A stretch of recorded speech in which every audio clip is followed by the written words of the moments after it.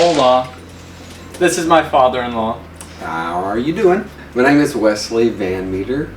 I am 49 years old and I am father-in-law to Zane. This guy, he's basically like my father, you know. Good old father figure in my life. I love this guy to death. I'm gonna just ask you a few questions. Okay. First of all, you own a funeral home. If you just want to talk about like what made you want to start the funeral home and like how over the years you've developed it. Because now it's like, in my opinion, one of the not only most pretty, it's an outstanding looking building, but it's also like, I would say one of the most advanced buildings in Henrietta. It's a pretty building, I'd say. One of the prettiest in Henrietta. So I'd have to go further back than actually that. In 1997, when I was asked to work at a funeral home, I was asked by the owner to work at that place. I didn't know anything about it, and I never even thought about it. But he seen that I sang at a couple of funerals, and he was like, I've been watching you, and can you come work for me? So yeah, I worked for him for pretty much peanuts for a while. Yeah. It didn't work out, so I went back to Brahms. It was 2.5 years. Brahms runs in the family. Brahms. For real. His daughter, me, I think all of your daughters, right? Have worked there? All but two of no. Three?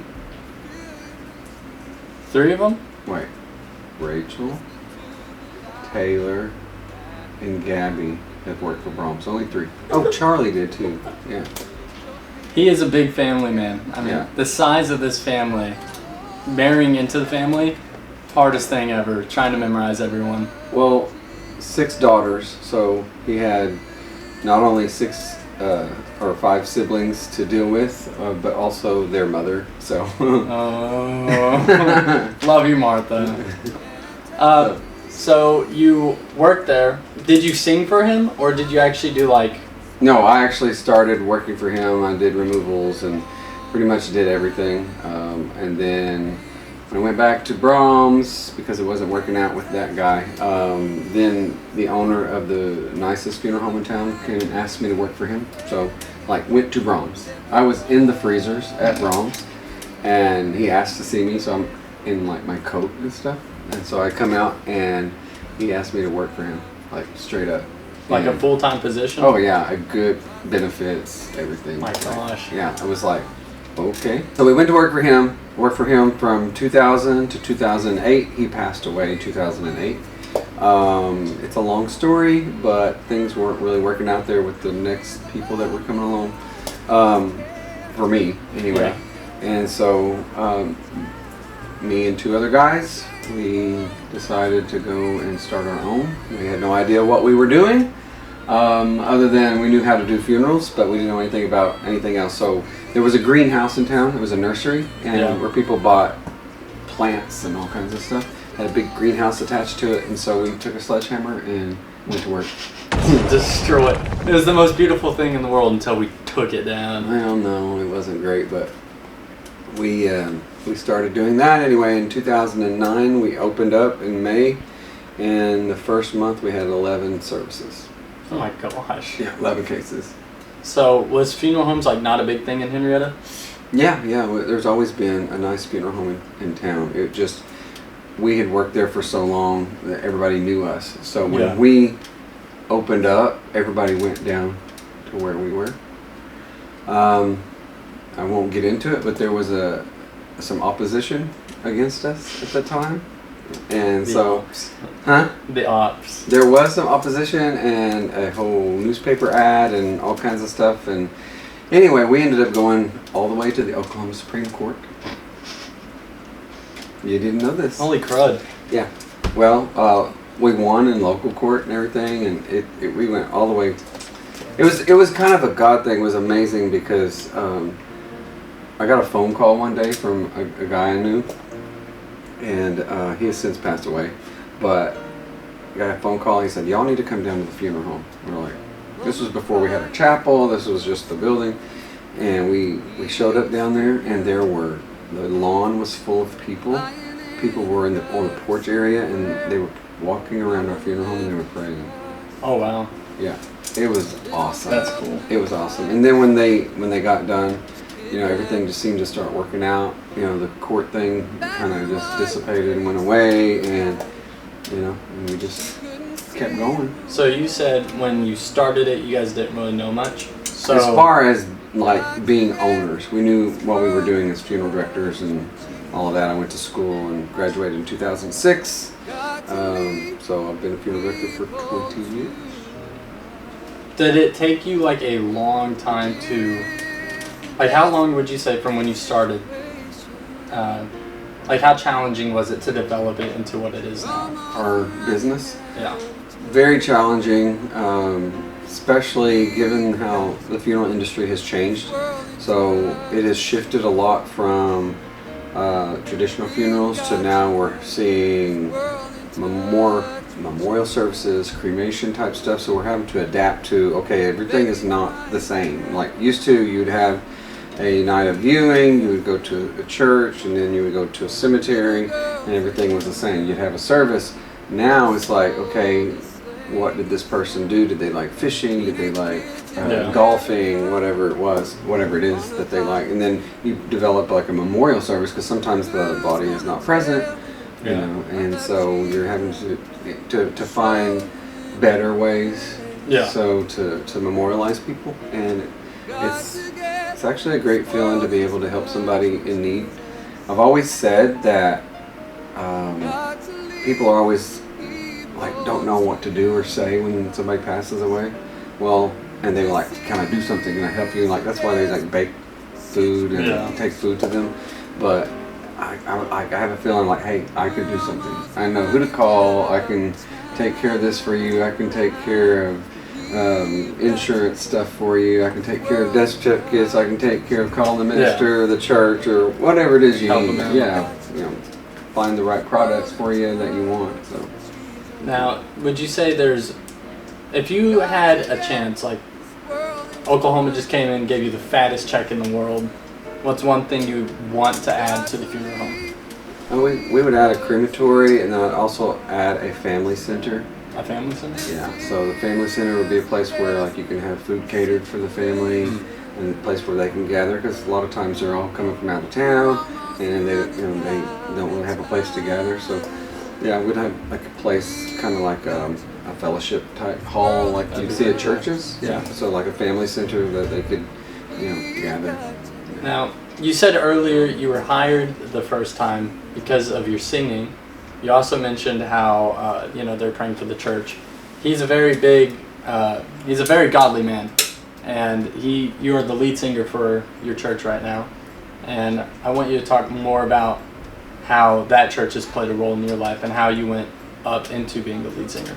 Okay, so my grandparents started our church years and years ago in their home in Henrietta, and then they found they went to a storefront in Henrietta after that, and then they found some property out in the country, and then they moved their entire house from 5th Street in Henrietta, drove it down all the way, now it still sits over here. Yeah, and he went on the property and just started cutting. He found a certain tree and he started praying, and he built a church. And people from that one tree. Yeah, like from that vision that they had to help people. So it's a little different because we're not traditionalists as far as like, okay, it's Sunday church and you just come and then you leave. It's more like family oriented and community oriented, because my grandfather had property and people would come and stay on the property and stuff. He would help people out. And so over the years there's families that kind of moved in, and so you get a lot of misconceptions about that. People think, like cultish or something, that's far from the truth, especially once they start to know us and see, okay, they're not that crazy. Because I grew up personally in one of the more traditional. Right. And then I switched over. You had to try it. Yeah. So my grandfather started a Christian school that I attended, and I never went to a public school. Never went to a public school? No. You're just private? Yeah, so we had a church school here. Faith Christian Academy was our school. I went through everything. I was the last one to graduate, and then they had to shut it down. We just didn't have the funds. We didn't have state funding or anything like that. So finally they had to shut it down. But it was a great school. We were accredited. We had awards and stuff like that. He started KVAZ Radio, 91.5 FM, at our church. I got my... It's an actual radio station? Yeah. I got my DJ license at like 15. And I was... DJ license? Yeah. I DJ'd at the church. In that room. Yeah, I did. So that's what the KVAZ is. Yeah. So KVAZ. So you can't use a C for radio stuff, but KVAZ stands for Carl Van Meter, Anita Zerly. That was their initials. I never knew this. I thought KVAZ was just like a skit thing. No. What? So it's been bought out by the gospel station. Do you know the gospel station? No. 91.5 FM. I know It's still going. 103.7. It's still going on. Yeah, it's Southern Gospel. It's still going strong. Yeah, it's awesome. Because the first time I went to church camp, you guys were like, they did a skit. They're like, this is KVAZ. So I thought it was just there because it's true. It's of a story. skit. It's a storyline. It's true. I mean, it's a true historical thing. Yeah. What? Was that like hard to set up? Yeah, my grandfather, he bought this transistor radio thing and he put the tower up and just started a radio station. So he would have his preaching on there, or church services, different, and then singing and all That's kinds of so stuff. crazy. Yeah. I didn't. No one figured to tell me that? Well, what? I guess they thought you knew.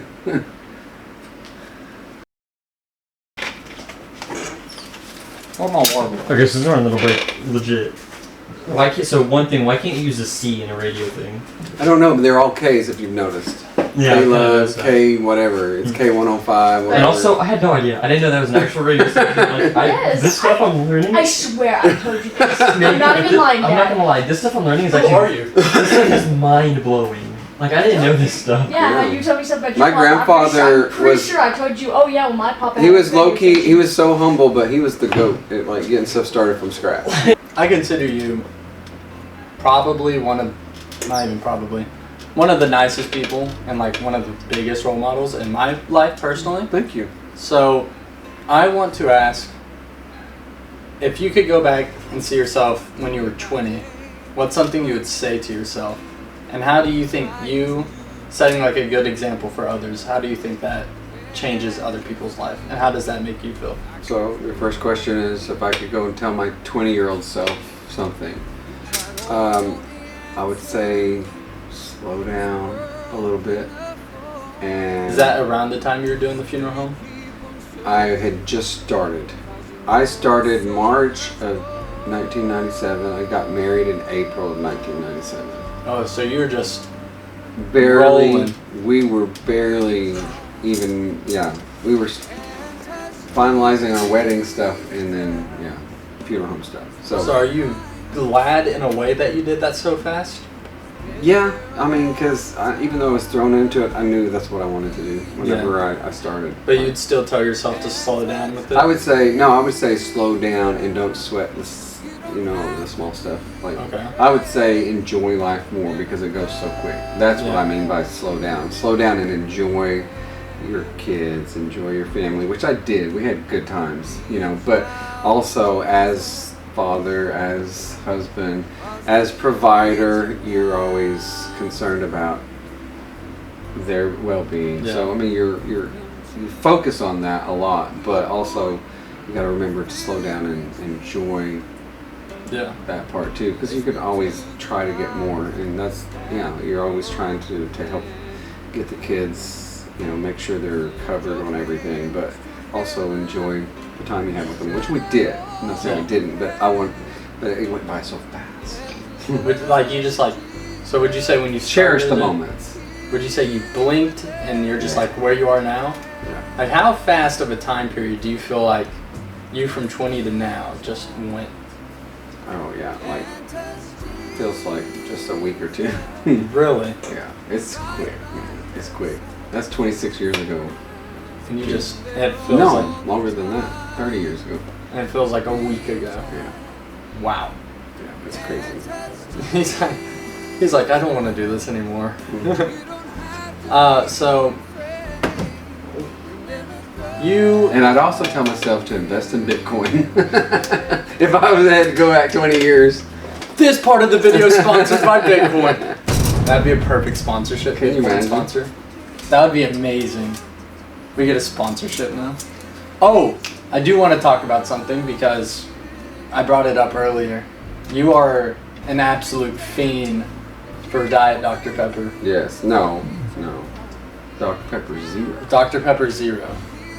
An insane fiend. So, I'm curious just personally, this guy has packs upon packs. I mean, his entire family loves him. So what made you just like them so much? Okay, so I quit drinking pop for 7 years. And then my grandfather got sick. And we had to take care of him, and he enjoyed Dr. Pepper. Mm-hmm. So I would sit and drink one with him. Like, I kind of broke my rule just to be whenever I was with him. Yeah. And then so I was like, okay, I'm making it for a lost time. So I don't know, it's just weird. Then the Dr. Pepper just started. That's what. Were you 2 drinking years Dr. ago? Pepper Zeros or I was doing zeros, yeah. and was he doing regular Dr. Peppers? Yeah. Champ. Yeah. He's like, oh, you're not. I mean, I doing was like, things." because I don't want to gain weight back, so I'm Yeah. like trying to do the zero thing. I And then just you want to just, say you're making it sound like drugs. Like you're doing the zeros and he was doing the regulars. Like how did you feel? This is gonna be completely off subject from what we've been talking about. When you found out that me and DJ, because there's a time me and DJ lived both here in his house. Wild time. That's when we started the channel. When you found out we actually started the channel, what was like your honest opinion about it? Were you like, oh my god, these two hobos are making content now? Yeah, kind of, sort of. And at first, I was like, no. I mean, come on, waste of time. But then I also remember we did, like, if we would have had YouTube and things like that when I was a kid, because we made movies. Yeah. Like, we had these home video cameras. I made magic shows, by the way. What? Yeah, I did magic shows on video. I did like stuff like this, but we didn't have nowhere to put it, nowhere for the content to go. But we had fun. We made movies. Yeah. So I What? thought, you know what? That's probably, I wish probably would have done the same thing. So, whenever you saw that, what was it, time loop when we used his daughters at first? Yes. Have you seen the full video of that, including the so. blooper reel? Yeah, I think so. What was your favorite part of that video? What was Emily laughing about? I think the slaps was awesome. Do you want to plug the church's YouTube in at all? Yeah, I'm trying to think of the name of the channel. ERT. Is it just End Time Revival No, I think Tabernacle? it's, yeah. It's either In- ERT or End Time Revival Tabernacle. End Time, END, Time Revival Tabernacle. And that's our church, and we have Facebook, and they have the YouTube, and we have a really good media team, and they put out shorts all the time, and do like old videos, new videos, stuff like that. So we're about to do a music video before too long. And have Zane come and help us do that. I'm gonna post that on my channel. Yeah, it's gonna be a nice So- video. The people seen this dog before, and I want you they to know that they Pepper is famous. just before we end the camera, I want you to talk about the lore of Pepper. Just The real lore fast. of The lore of Pepper? Pepper, why you got her Well, and what she means. our other dog, our other schnauzer, he ended up with cancer. We had him for like 10 years. And he ended up with cancer and passed away a few months ago. And which was tough. Everybody knew Russell. And anyway, all you guys knew him. So anyway, and then along came Pepper, and she kind of filled a little hole in our heart. And she's a good dog too. Although she made me mad earlier.